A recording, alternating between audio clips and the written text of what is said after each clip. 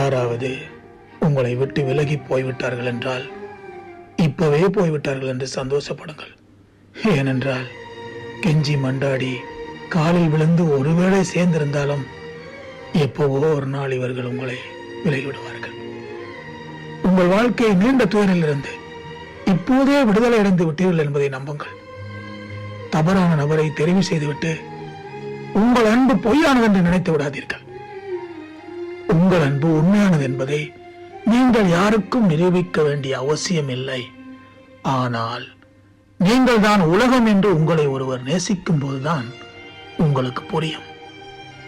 உங்களை விலகி போனவர் உங்கள் அன்பை யாசிக்க தகுதியற்றவர் என்று.